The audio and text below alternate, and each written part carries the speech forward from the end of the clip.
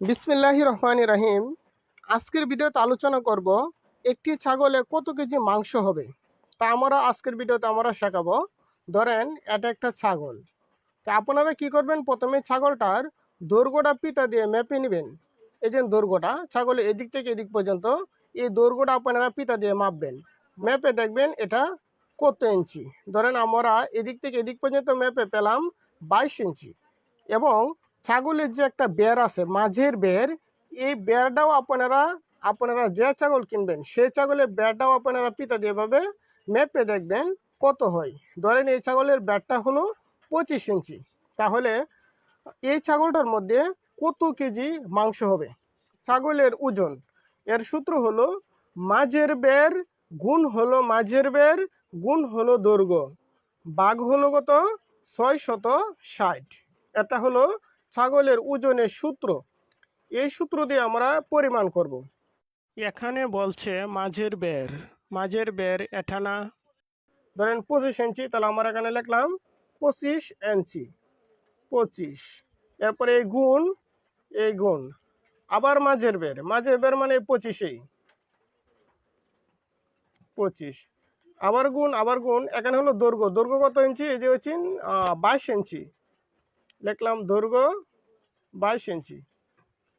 আবার নিচে আছে সূত্রের 660। এবার এই তিনটি সংখ্যা গুণ দিতে হবে। আমরা যদি তিনটি সংখ্যা গুণ দেই, 25 পূরণ 22, তাহলে আসে 13,750।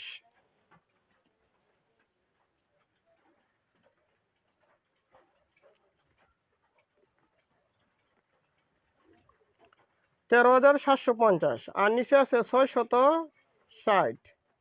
এবার 13,750 660 দ্বারা ভাগ করতে হবে, ভাগ 660,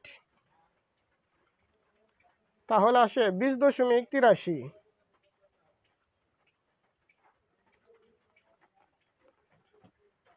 20.83 কেজি। এই 20 কেজি হলো ছাগলের ওজন। এটা হলো জীবিত ছাগলের ওজন। একটি ছাগল জবাই করার পর কিন্তু যে নাড়ি বুড়ি আছে, এরপরে রক্ত আছে, তা কিন্তু থাকে না। এটি বাদ দিয়ে হয়েছে মাংসের হিসাব করতে হয়, মানে এখানে কত কেজি মাংস হবে। তাহলে কি করতে হবে, এই যে ওজনটা বাহির হয়েছে 20.83, এই ওজনটারে 2 দিয়ে ভাগ করতে হবে। তাহলে আমরা গিয়ে ছাগলের মোট কত কেজি মাংস হবে তা আমরা পাবো।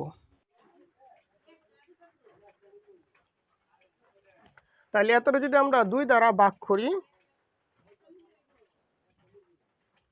ভাগ হলো 2, তাহলে সে 10.41। তাহলে এই ছাগলটার মধ্যে 10 কেজি মাংস আছে।